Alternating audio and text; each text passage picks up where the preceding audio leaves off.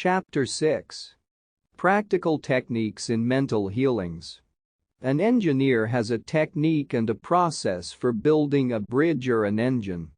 Like the engineer, your mind also has a technique for governing, controlling, and directing your life. You must realize that methods and techniques are primary. In building the Golden Gate Bridge, the chief engineer understood mathematical principles, stresses and strains. Secondly, he had a picture of the ideal bridge across the bay. The third step was his application of tried and proven methods by which the principles were implemented until the bridge took form and we drive on it. There also are techniques and methods by which your prayers are answered. If your prayer is answered, there is a way in which it is answered, and this is a scientific way. Nothing happens by chance. This is a world of law and order. In this chapter you will find practical techniques for the unfolding and nurture of your spiritual life. Your prayers must not remain up in the air like a balloon. They must go somewhere and accomplish something in your life. When we come to analyze prayer, we discover there are many different approaches and methods. We will not consider in this book the formal, ritual prayers used in religious services. These have an important place in group worship. We are immediately concerned with the methods of personal prayer as it is applied in your daily life and as it is used to help others. Prayer is the formulation of an idea concerning something we wish to accomplish. Prayer is the soul's sincere desire. Your desire is your prayer. It comes out of your deepest needs, and it reveals the things you want in life. Blessed are they that hunger and thirst after righteousness, for they shall be filled. That is really prayer, life's hunger and thirst for peace, harmony, health, joy, and all the other blessings of life. The passing over technique for impregnating the subconscious. This consists essentially in inducing the subconscious mind to take over your request as handed it by the conscious mind. This passing over is best accomplished in the reverie-like state. Know that in your deeper mind is infinite intelligence and infinite power. Just calmly think over what you want. See it coming into fuller fruition from this moment forward. Be like the little girl who had a very bad cough and a sore throat. She declared firmly and repeatedly, "It is passing away now. It is passing away now." It passed away in about an hour. Use this technique with complete simplicity and naivety. Your subconscious will accept your blueprint. If you were building a new home for yourself and family, you know that you would be intensely interested in regard to the blueprint for your home. You would see to it that the builders conform to the blueprint. You would watch the material and select only the best wood, steel, in fact, the best of everything. What about your mental home and your mental blueprint for happiness and abundance? All your experiences and everything that enters into your life depend upon the nature of the mental building blocks which you use in the construction of your mental home. If your blueprint is full of mental patterns of fear, worry, anxiety, or lack, and if you are despondent, doubtful, and cynical, then the texture of the mental material you are weaving into your mind will come forth as more toil, care, tension, anxiety, and limitation of all kinds. The most fundamental and the most far-reaching activity in life is that which you build into your mentality every waking hour. Your word is silent and invisible, nevertheless, it is real. You are building your mental home all the time, and your thought and mental imagery represent your blueprint. Hour by hour, moment by moment, you can build radiant health, success, and happiness by the thoughts you think, the ideas which you harbor, the beliefs that you accept, and the scenes that you rehearse in the hidden studio of your mind. This stately mansion, upon the construction of which you are perpetually engaged, is your personality, your identity in this plane, your whole life story on this earth. Get a new blueprint. Build silently by realizing peace, harmony, joy, and goodwill in the present moment. By dwelling upon these things and claiming them, your subconscious will accept your blueprint and bring all these things to pass. By their fruits ye shall know them. The science and art of true prayer. The term science means knowledge, which is coordinated, arranged, and systematized. Let us think of the science and art of true prayer as it deals with the fundamental principles of life and the techniques and processes by which they can be demonstrated in your life, as well as in the life of every human being, when he applies them faithfully. The art is your technique or process, and the science behind it is the definite response of creative mind to your mental picture or thought. Ask, and it shall be given you.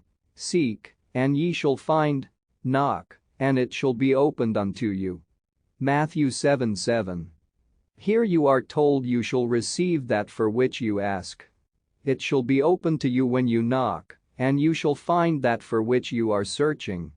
This teaching implies the definiteness of mental and spiritual laws. There is always a direct response from the infinite intelligence of your subconscious mind to your conscious thinking. If you ask for bread, you will not receive a stone. You must ask believing, if you are to receive. Your mind moves from the thought to the thing. Unless there is first an image in the mind, it cannot move, for there would be nothing for it to move toward. Your prayer, which is your mental act, must be accepted as an image in your mind before the power from your subconscious will play upon it and make it productive. You must reach a point of acceptance in your mind, an unqualified and undisputed state of agreement. This contemplation should be accompanied by a feeling of joy and restfulness in foreseeing the certain accomplishment of your desire.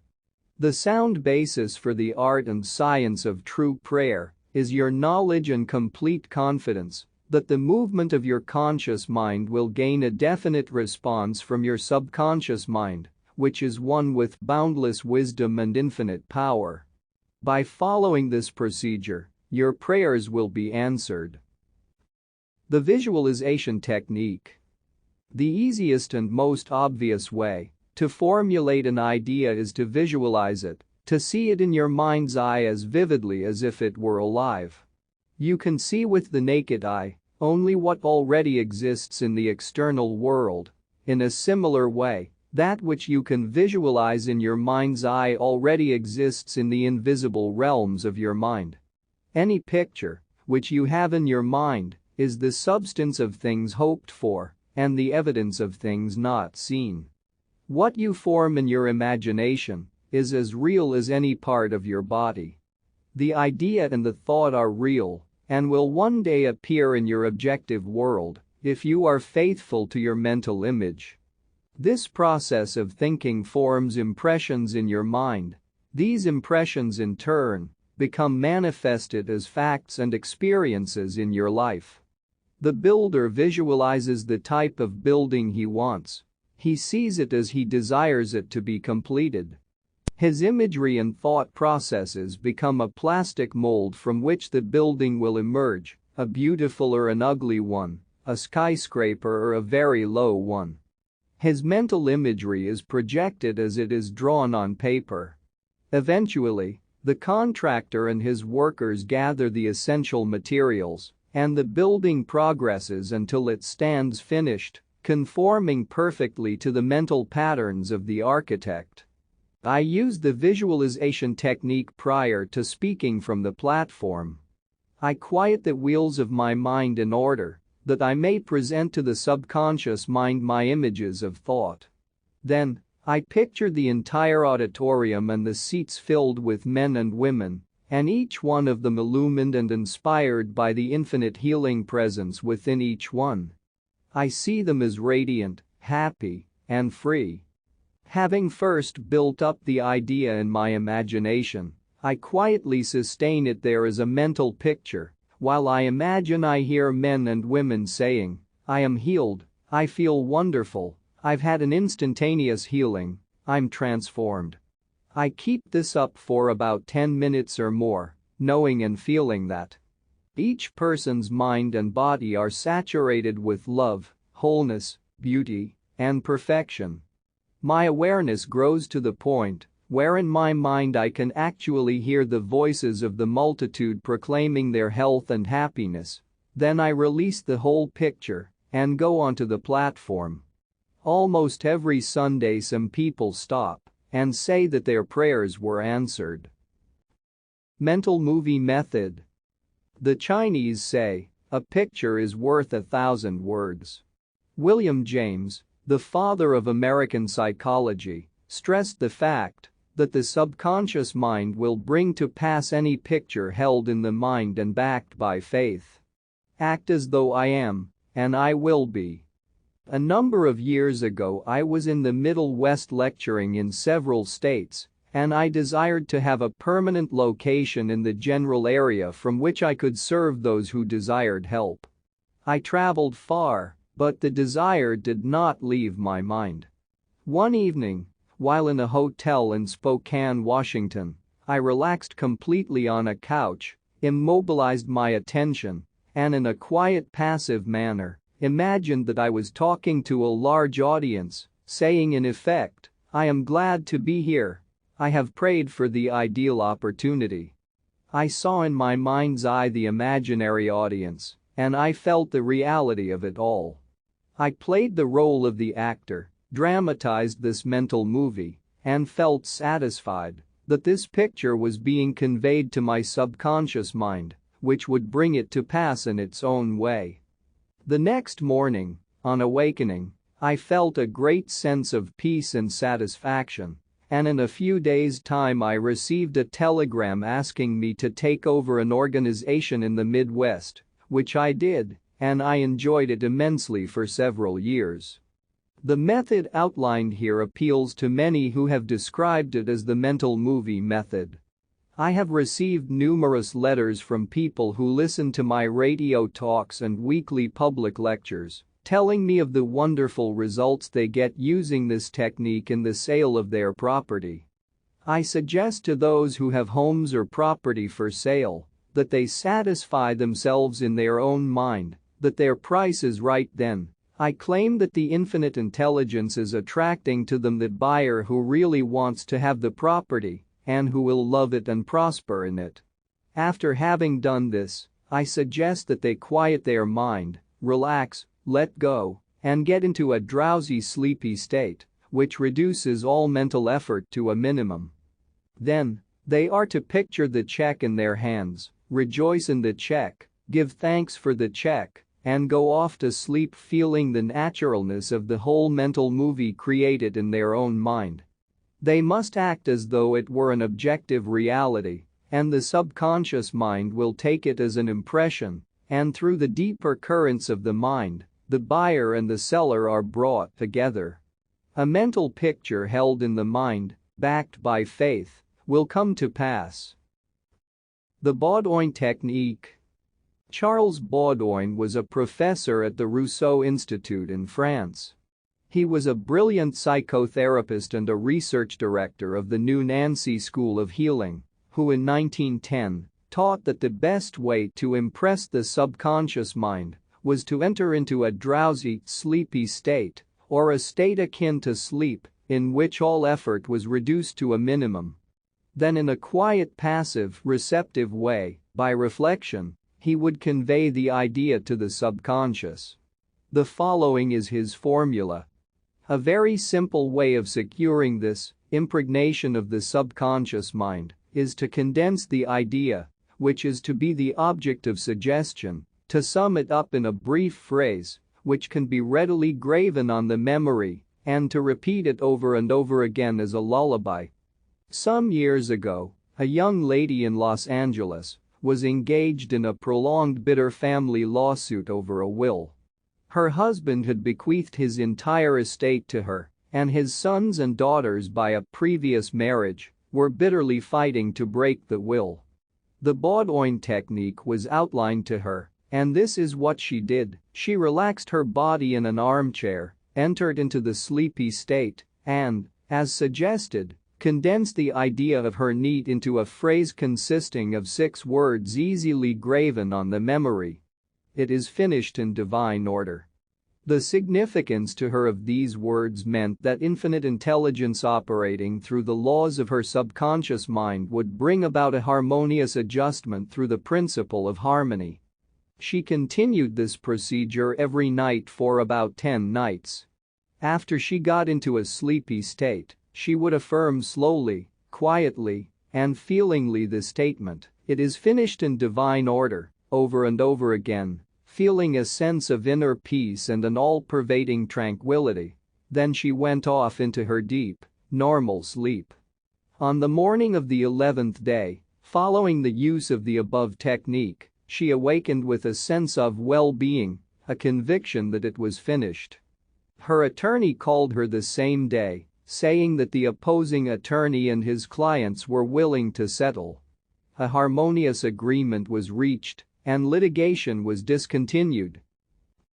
The sleeping technique. By entering into a sleepy, drowsy state, effort is reduced to a minimum. The conscious mind is submerged to a great extent when in a sleepy state. The reason for this is that the highest degree of outcropping of the subconscious occurs prior to sleep and just after we awaken. In this state, the negative thoughts, which tend to neutralize your desire and so prevent acceptance by your subconscious mind, are no longer present. Suppose you want to get rid of a destructive habit. Assume a comfortable posture, relax your body, and be still. Get into a sleepy state, and in that sleepy state, say quietly, over and over again as a lullaby, "I am completely free from this habit. Harmony and peace of mind reign supreme." Repeat the above slowly, quietly, and lovingly for 5 or 10 minutes, night and morning. Each time you repeat the words, the emotional value becomes greater. When the urge comes to repeat the negative habit, repeat the above formula out loud by yourself. By this means you induce the subconscious to accept the idea, and a healing follows. The thank you technique. In the Bible, Paul recommends that we make known our requests with praise and thanksgiving. Some extraordinary results follow this simple method of prayer.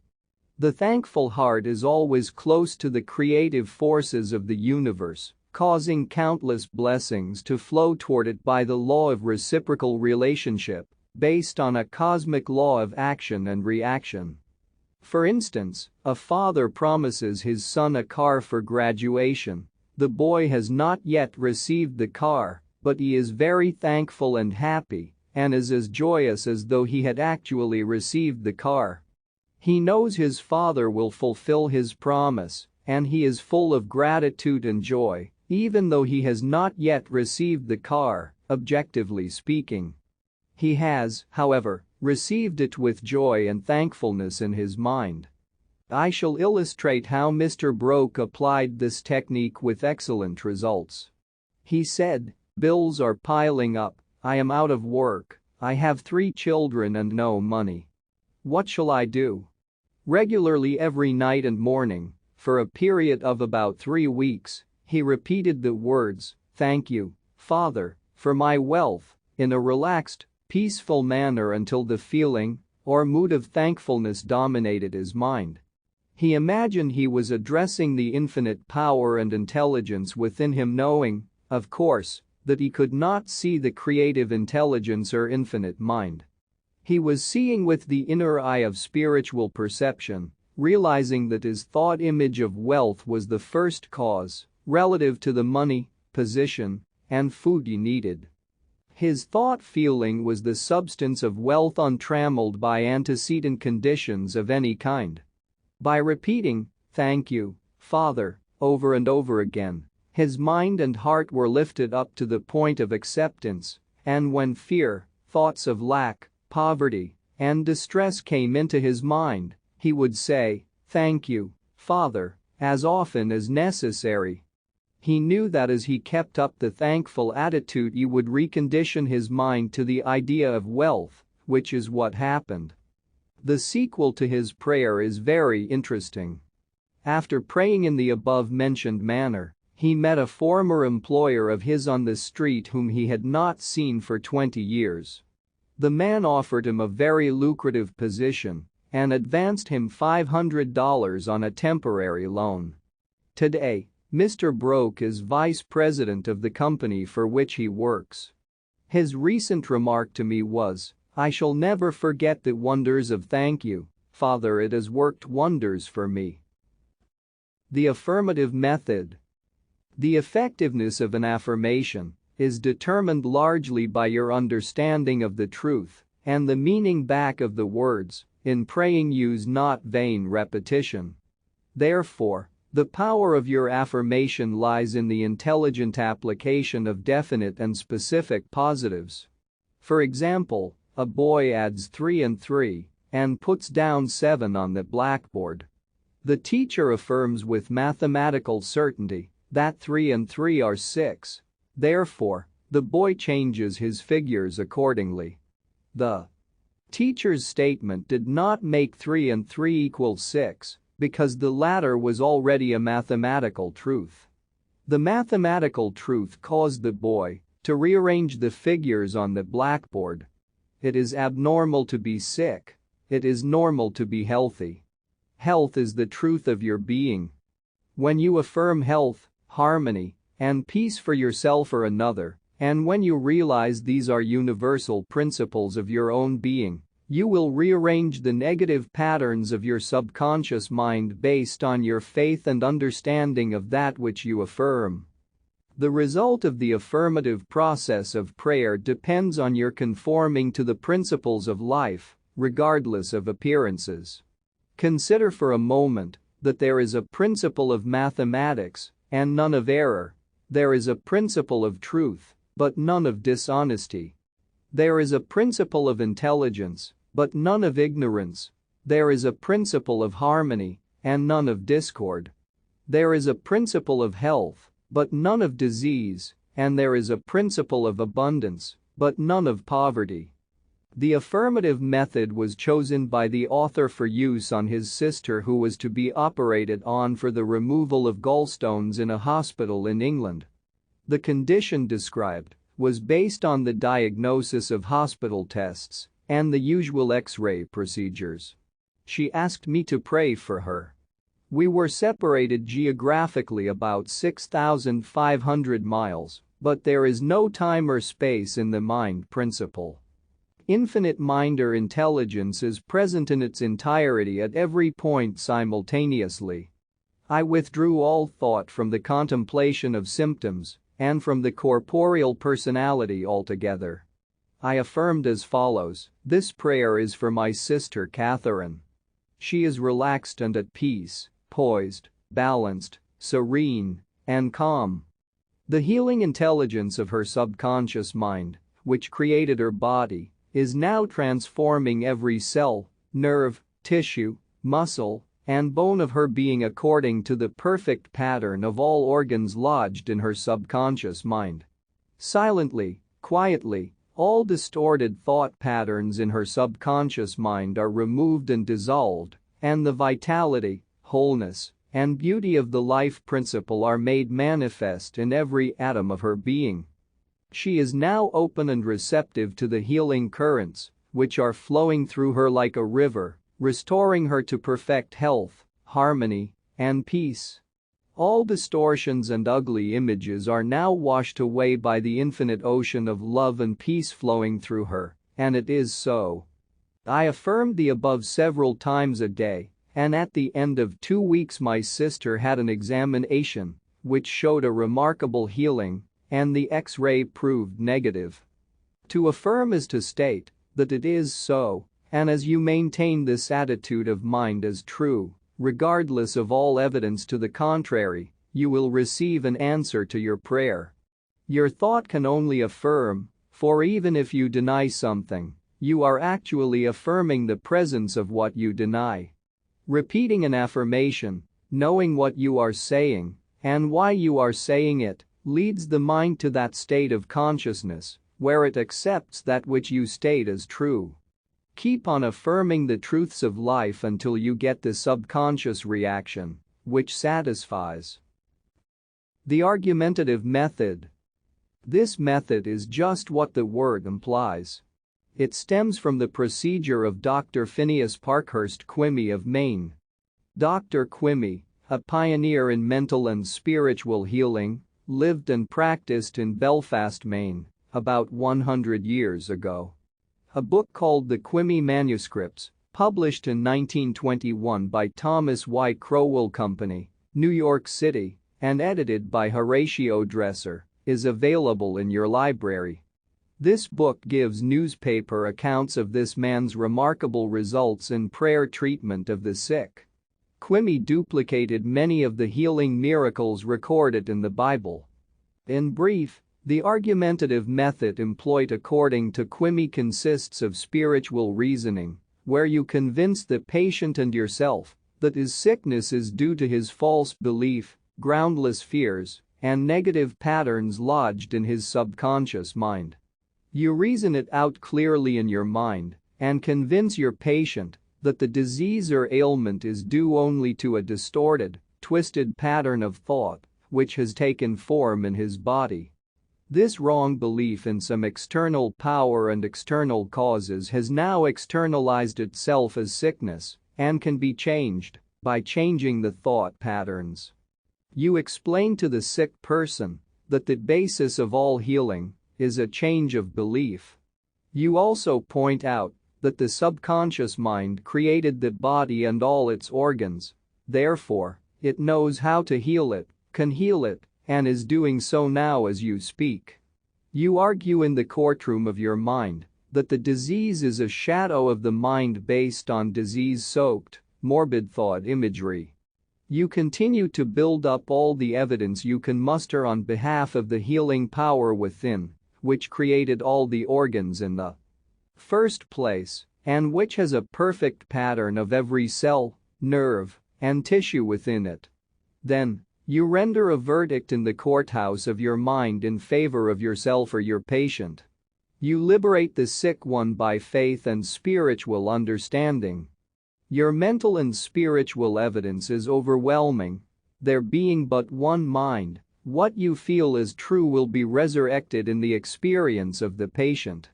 This procedure is essentially the argumentative method used by Dr. Quimby of Maine from 1849 to 1869. The absolute method is like modern sound wave therapy. Many people throughout the world practice this form of prayer treatment with wonderful results. The person using the absolute method mentions the name of the patient, such as John Jones, then quietly and silently thinks of God and his qualities and attributes, such as, God is all bliss, boundless love, infinite intelligence, all-powerful, boundless wisdom, absolute harmony, indescribable beauty, and perfection.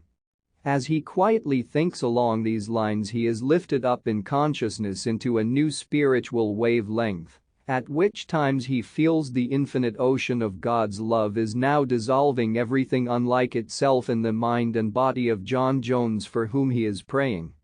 He feels all the power and love of God are now focused on John Jones, and whatever is bothering or vexing him is now completely neutralized in the presence of the infinite ocean of life and love. The absolute method of prayer might be likened to the sound wave or sonic therapy recently shown me by a distinguished physician in Los Angeles. He has an ultrasound wave machine which oscillates at a tremendous speed and sends sound waves to any area of the body to which it is directed. These sound waves can be controlled, and he told me of achieving remarkable results in dissolving arthritic calcareous deposits, as well as the healing and removal of other disturbing conditions. To the degree that we rise in consciousness by contemplating qualities and attributes of God, do we generate spiritual electronic waves of harmony, health, and peace. Many remarkable healings follow this technique of prayer. A Cripple Walks. Dr. Phineas Parkhurst Quimby, of whom we spoke previously in this chapter, used the Absolute Method in the latter years of his healing career. He was really the father of psychosomatic medicine and the first psychoanalyst. He had the capacity to diagnose clairvoyantly the cause of the patient's trouble, pains, and aches. The following is a condensed account of the healing of a cripple as recorded in Quimby's manuscripts. Quimby was called on to visit a woman who was lame, aged, and bedridden. He states that her ailment was due to the fact that she was imprisoned by a creed so small and contracted that she could not stand upright and move about. She was living in the tomb of fear and ignorance. Furthermore, she was taking the Bible literally, and it frightened her. In this tomb, Quimby said, was the presence and power of God trying to burst the bands, break through the bonds, and rise from the dead. When she would ask others for an explanation of some passage of the Bible, the answer would be a stone. Then she would hunger for the bread of life. Dr. Quimby diagnosed her case as a mind cloudy and stagnated due to excitation and fear caused by the inability to see clearly the meaning of the passage of the Bible which she had been reading. This showed itself in the body by her heavy and sluggish feeling, which would terminate as paralysis. At this point Quimby asked her what was meant in the Bible verses. "Yet a little while am I with you, and then I go unto him that sent me. Ye shall seek me, and shall not find me. And where I am, thither ye cannot come." John 7:33-34. She replied that it meant Jesus went to heaven. Quimby explained what it really meant by telling her that being with her a little while meant his explanation of her symptoms, feelings, and their causes, i.e., he had compassion and sympathy for her momentarily, but he could not remain in that mental state. The next step was to go to him that sent us, which, as Quimby pointed out, was the creative power of God in all of us. Quimby immediately traveled in his mind and contemplated the divine ideal, i.e., the vitality, intelligence, harmony, and power of God functioning in the sick person. This is why he said to the woman, "Therefore, where I go you cannot come, for you are in your narrow restricted belief, and I am in health." This prayer and explanation produced an instantaneous sensation, and a change came over her mind. She walked without her crutches. Quimby said it was one of the most singular of all his healings. She was, as it were, dead to error, and to bring her to life or truth was to raise her from the dead. Quimby quoted the resurrection of Christ and applied it to her own Christ or health. This produced a powerful effect on her. He also explained to her that the truth, which she accepted, was the angular idea, which rolled away the stone of fear, ignorance, and superstition, thereby releasing the healing power of God, which made her whole. The decree method. Power goes into our word according to the feeling and faith behind it. When we realize the power that moves the world is moving on our behalf and is backing up our word, our confidence and assurance grow. You do not try and add power to power. Therefore, there must be no mental striving, coercion, force, or mental wrestling. A young girl used the decree method on a young man who was constantly phoning her, pressing her for dates, and meeting her at her place of business. She found it very difficult to get rid of him. She decreed as follows, "I release unto God. He is in his true place at all times. I am free, and he is free. I now decree that my words go forth into infinite mind, and it brings it to pass. It is so." She said he vanished, and she has never seen him since, adding, "It was as though the ground swallowed him up. Thou shalt decree a thing, and it shall be established unto thee, and the light shall shine upon thy ways." Job 22:28. Serve yourself with scientific truth. 1. Be a mental engineer and use tried and proven techniques in building a grander and greater life. 2. Your desire is your prayer. Picture the fulfillment of your desire now and feel its reality, and you will experience the joy of the answered prayer. 3. Desire to accomplish things the easy way with the sure aid of mental science. 4. You can build radiant health, success, and happiness by the thoughts you think in the hidden studio of your mind. 5. Experiment scientifically until you personally prove that there is always a direct response from the infinite intelligence of your subconscious mind to your conscious thinking. 6. Feel the joy and restfulness in foreseeing the certain accomplishment of your desire. Any mental picture which you have in your mind is the substance of things hoped for and the evidence of things not seen. 7. A mental picture is worth 1,000 words. Your subconscious will bring to pass any picture held in the mind backed by faith. 8. Avoid all effort or mental coercion in prayer. Get into a sleepy, drowsy state and lull yourself to sleep feeling and knowing that your prayer is answered. 9. Remember that the thankful heart is always close to the riches of the universe. 10. To affirm is to state that it is so, and as you maintain this attitude of mind as true, regardless of all evidence to the contrary, you will receive an answer to your prayer. 11. Generate electronic waves of harmony, health, and peace by thinking of the love and the glory of God. 12. What you decree and feel is true will come to pass. Decree harmony, health, peace, and abundance.